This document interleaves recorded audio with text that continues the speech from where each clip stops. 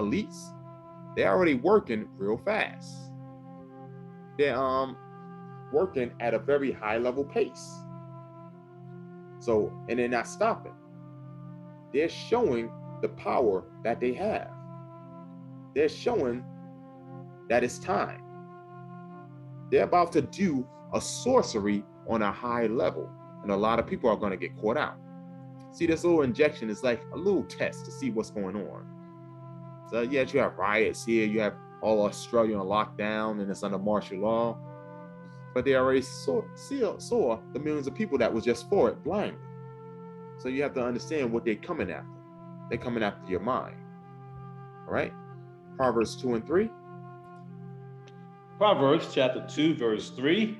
Yea, if thou criest after knowledge, and lifted up thy voice for understanding.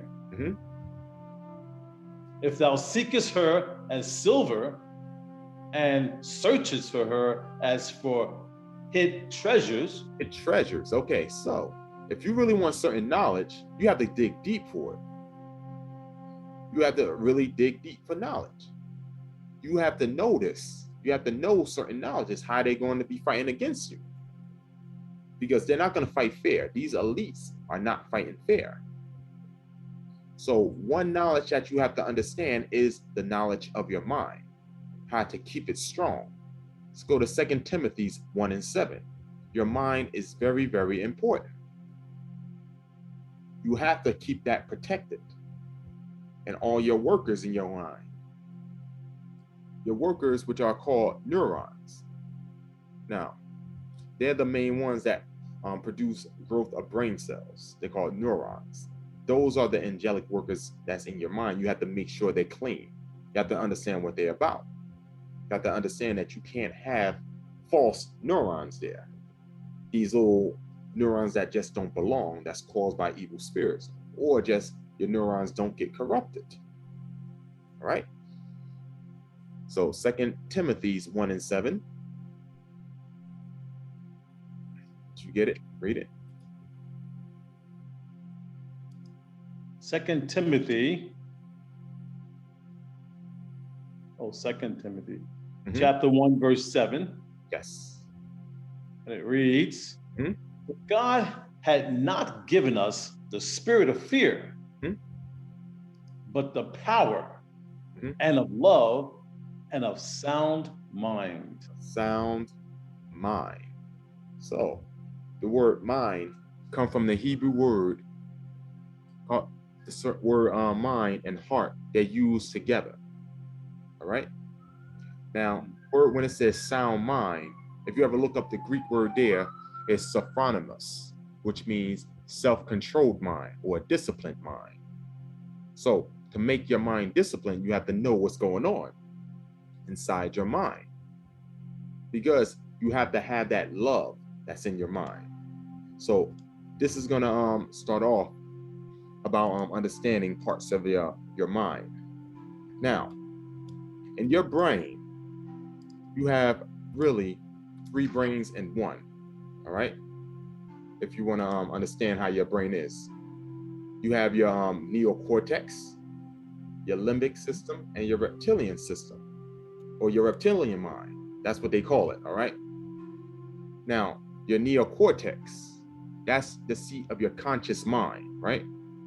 That's where all consciousness or your high level of understanding is in your neocortex. And in this neocortex, as you can see here, you have different lobes.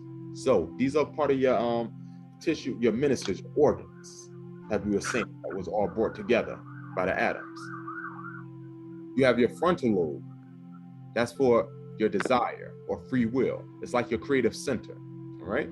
You have your occipital lobe, and that's your visual cortex. It's where you produce sight, all right? And also have long-term memories. Now, sight and long-term memories, as you know, they have many connections, because when you learn something, you make new connections in your brain, all right? So it's similar to when you focus on something over and over and over, or you do something, it becomes a habit. Therefore, it becomes attached to your mind. So when you have a good habit, you're working in sync with your mind. Because remember, your mind is a powerhouse that can transform your body. Yeah, people, they really don't know that, how powerful their mind is. Let me just, let's go to Luke 12:25. So we can even show you how powerful this mind is. That's Luke, the 12th chapter and 25th verse. All right. So you have, for the neocortex, you have your different lobes and everything. And also you have your third brain, the third different brain. Other than the neocortex, you have something called your limbic brain. But we're still gonna get Luke 12:25.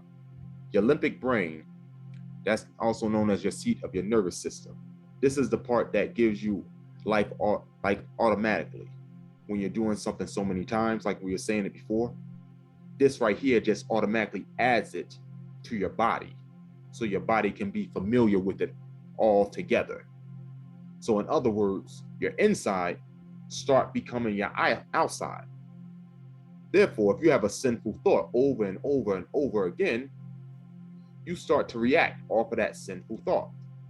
You start to do part of that sinful thought. All right. Luke 12:25. This shows you the power of your mind when you're in the kingdom and how easy this will be. Luke, the 12th chapter and the 25th verse. Luke chapter 12, verse 25, and it reads, and which of you with taking thought can add to his statue 1 cubit? Okay, it says right here, and which of you can just add one thought, add 21 inches to your height? Anyone, y'all, just by thinking about it, can y'all do that? No. Just by, okay, keep going. Nope.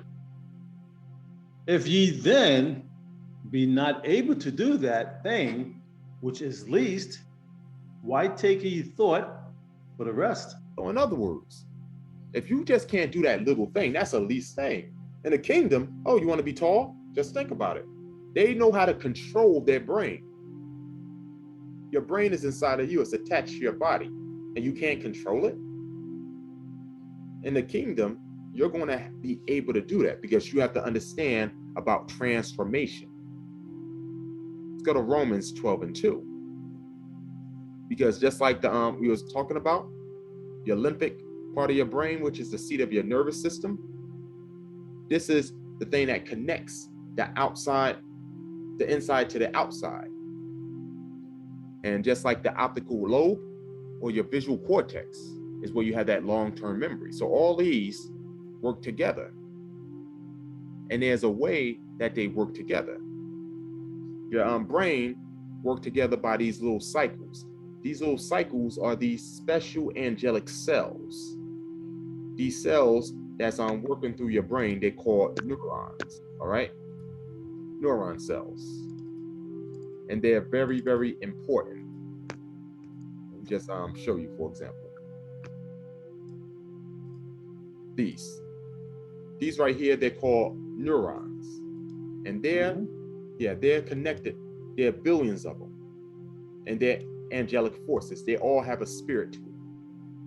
They're part of the ministers that's inside your body, that's working for your body. Now, neurons are, according to the medical encyclopedia, neurons are informational messengers, just like angels. So it's even telling you something. So these messengers or these angels, that's invisible, that's inside you, that's working for the Most High, right? They use electrical impulses, meaning they work by electricity or ether, things like that, a type of electricity, which is known as the light of life or ether. So this electrical ether is connecting to each of your brain cells, all right? And chemical signals to transmit information between different areas of your brain and between the brain and the rest of your nervous system. Exactly. So these chemical messengers right here, these things, they're all throughout your brain. These angels, these angelic forces, these things right here, you want to keep them protected because they work for you. When you start to think new thoughts and new state student state of minds, your messengers, they write this DNA down. I mean, they write this message down and they keep it and they put it all throughout your body. And when it reaches your limbic brain, your limbic part of your brain, that's where it tells you that, all right, your body is ready to receive it. Let it become attached to you. So that's why Christ was saying you need to watch what you say, because what comes out of the mouth comes from the heart, meaning what's attached to you. Because these things, these messengers are all around and they're working for you. They do what you want them to do. They follow the law of the Most High, and their law is to follow what you are doing, to write down what you are doing, to send deeds all throughout your body, these messengers. Now, that shows you when you think the same thing every single day, this can affect your body. So the new thing, but if you think something new, that can change your body. And this is also where addiction comes from. Like they say, I want to stop, but I can't, because your workers inside you will not let you stop. All right. So read that for a second and hold on 1 minute.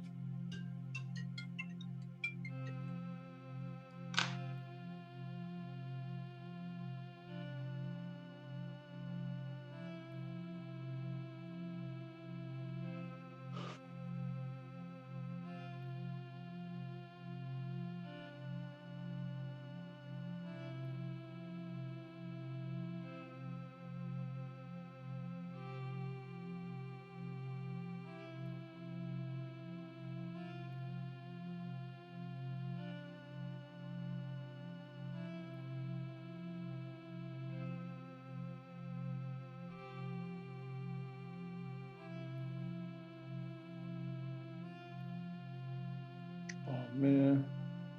I was just on the phone. I'll be with y'all 1 minute. Yes. Just Yeah, no problem.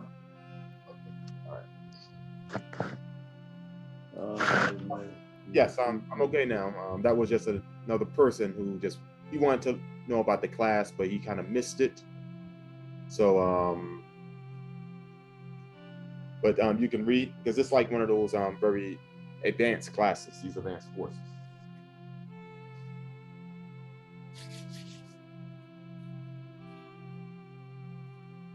Let me read that. Read Romans 12:2 about transforming your mind. Okay. Romans 12:2, and be not conformed to this world, but be ye transformed by the renewing of your mind. Oh, right here, he tells you be transformed, right? He says don't be conformed, attached to your world. Be transformed. All right. Just be transformed by the renewing of your mind.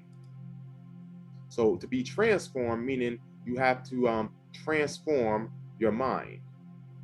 All right. So to transform your mind, you have to know what the mind is about. That's why you have to know about the messengers that are going out through your mind. Let's go to Matthew 15:28. These angelic workers, but they have to follow what the mind is telling them. And since you're the seat of the soul, you're telling them this. So keep going. This is for the men. This is why Christ said this. Matthew 5:28. Then Yahushua answered and said unto her, O woman, great is thy faith. No. I meant to tell you Matthew 5:28, not 15:28. I'm going to Matthew 15, but after this, Matthew 5:28. Matthew 5:28. Okay, 1 second. Let me write this down. Okay, Matthew chapter 5, verse 28. Yes. And it reads, but I say unto you that whosoever looketh on a woman for lust after her hath committed adultery with her already in his heart.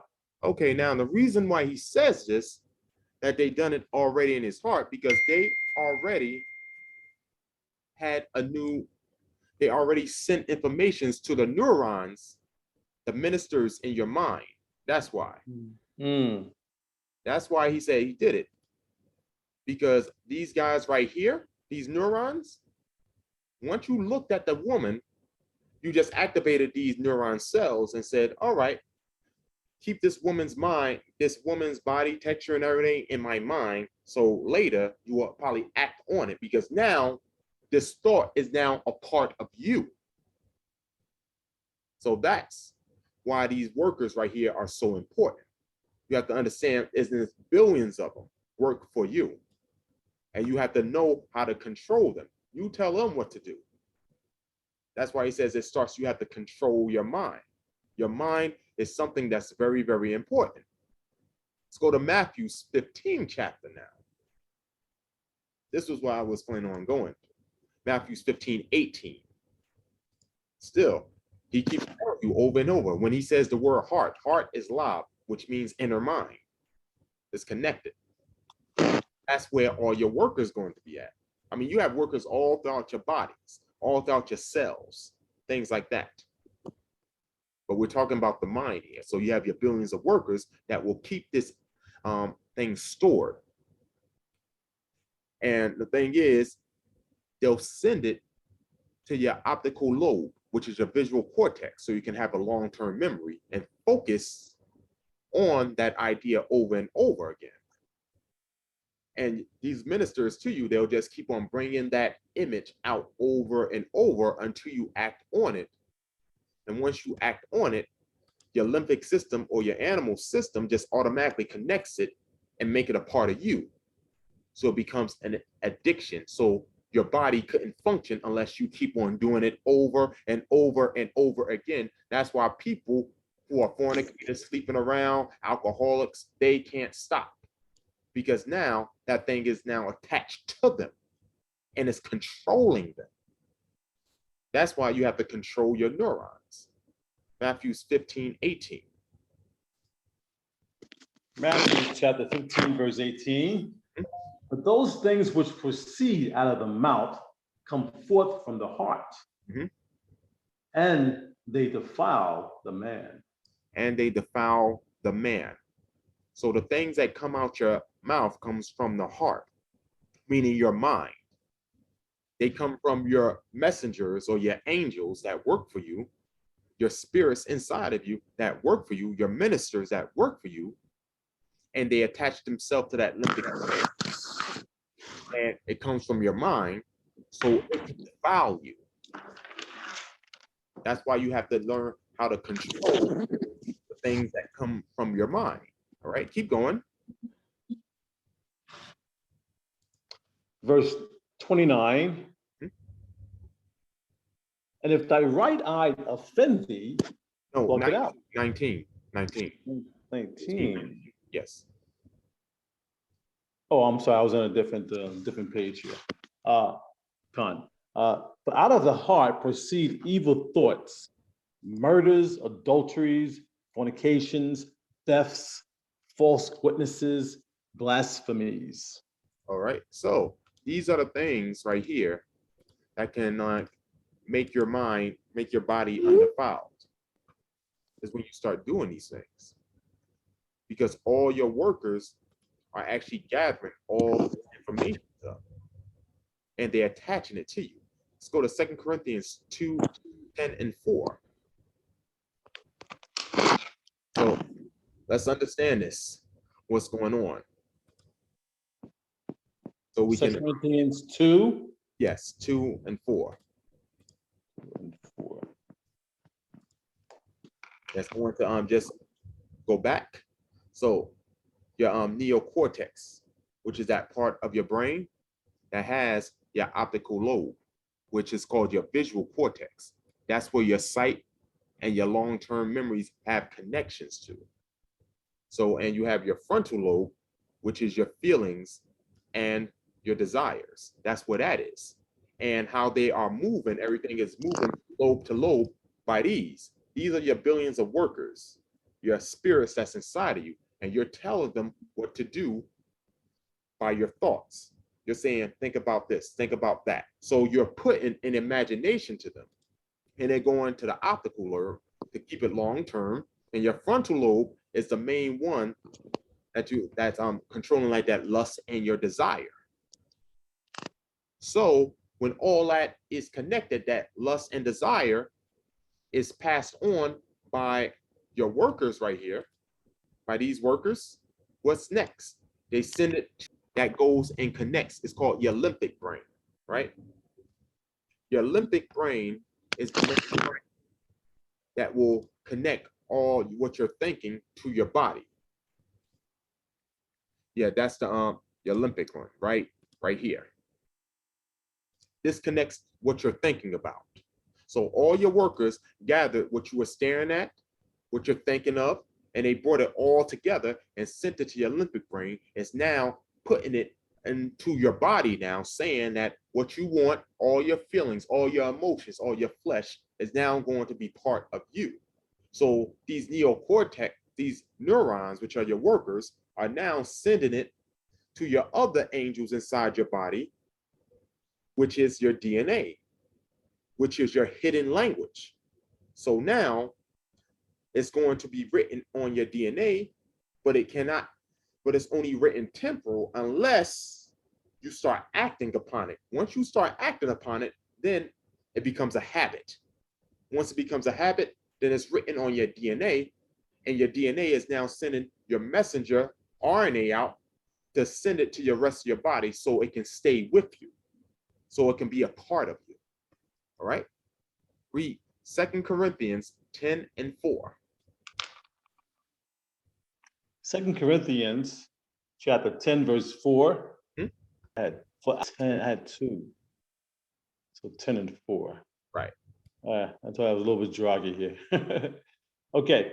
For the weapons of our warfare are not carnal, but mighty through Yahweh to the pulling down of strongholds. So now when it says strongholds, it's now talking about controlling your mind, the strongholds in your mind.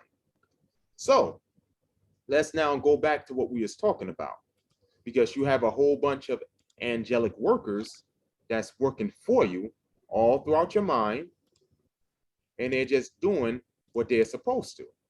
They're following what you say.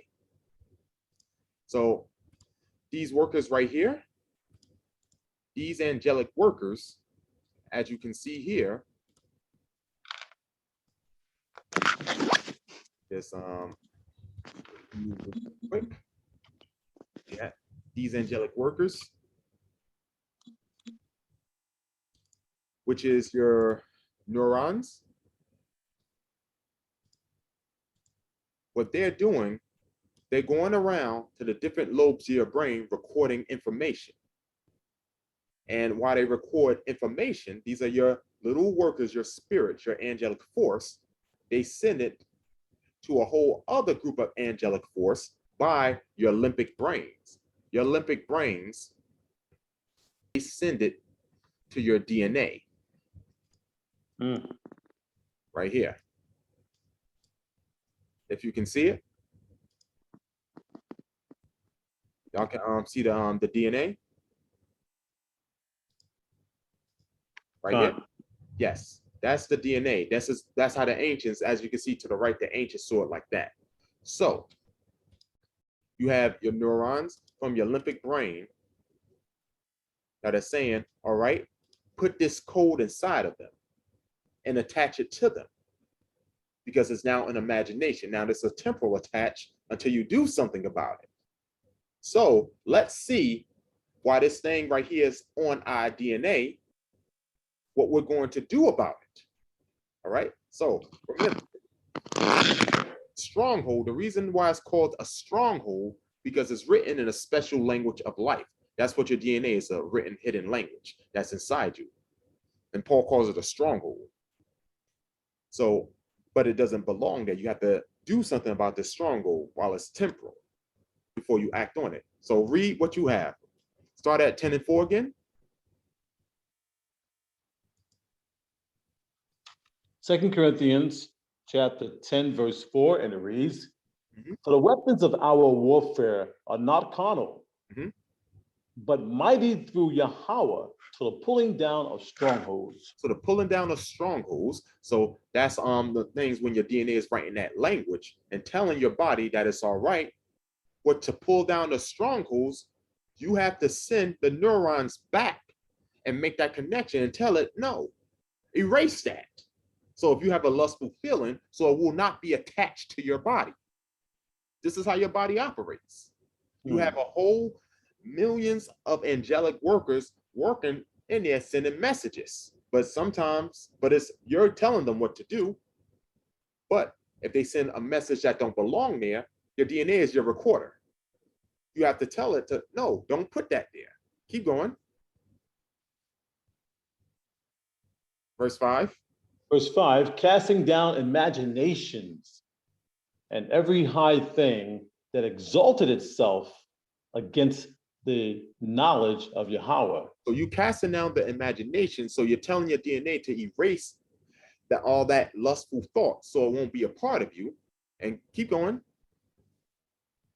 Knowledge of Yahweh, and bringing into captivity every thought to the obedience of Christ. Oh, now when it says to bring into captivity every thought in the obedience of Christ, so like we're going back again to show you these guys right here, your angelic workers that's in your brain, have to signal to the writers now, your writers of your DNA, and tell them that you don't want to ever do those sins or put a blockade there. This blockade will be just a thought of saying, no, I'm not going to do this. No, I'm not going to think of this, or this is wrong.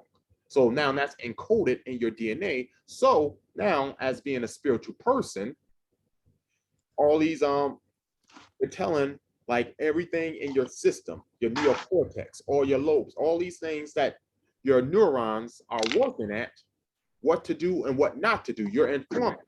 You're saying the minute that take this to the DNA, tell them no. You're not going to think this lustful thoughts. You're automatically supposed to pull that stronghold down. So the reptilian system automatically knows that connects your mind to your body, can already know that's wrong.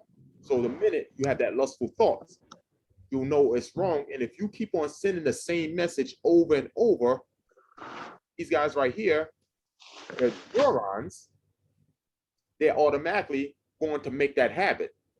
So they're going to say, oh, here comes this person. He's about to do that. Oh, that's wrong. Put that law. That's right in the law inwardly. Right in the law inwardly, meaning you're now telling all your inside workers what to do, what's right to do. So you're building up your righteous army on your inside. And how do they move? By the electrical charges of that cosmic ether.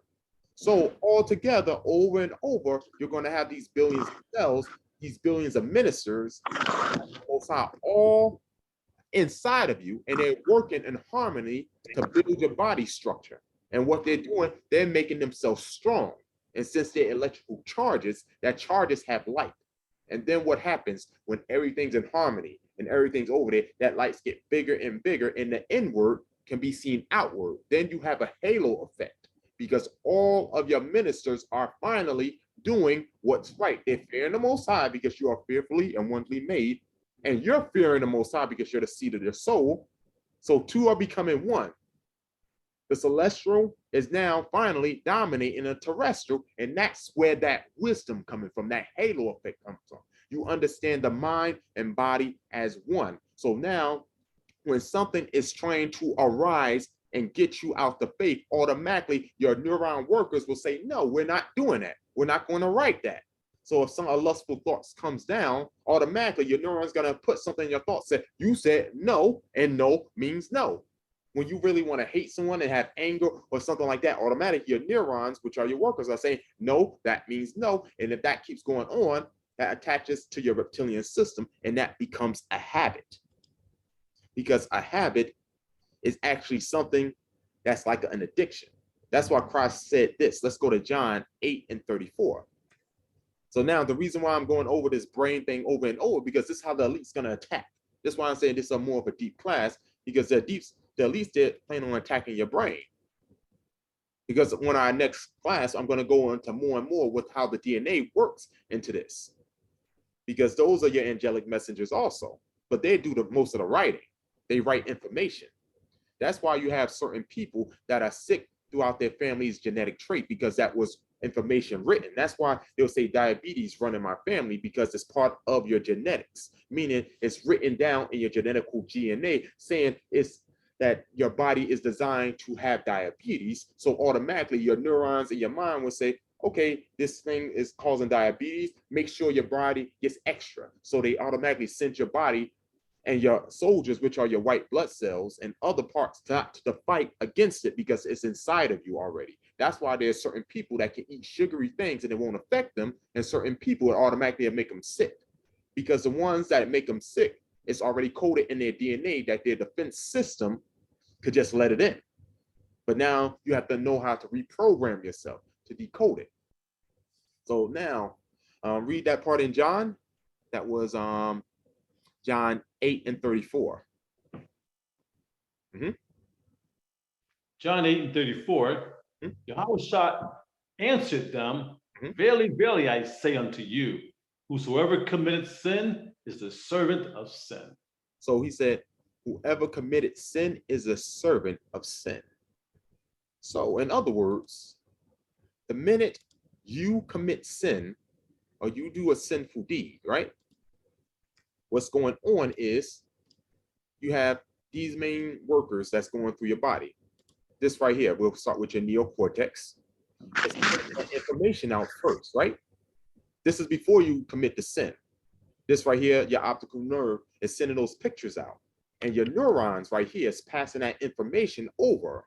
And it's sending your information, these neurons, which is your billions of angelic workers, all the way to the writer angel, which is your DNA.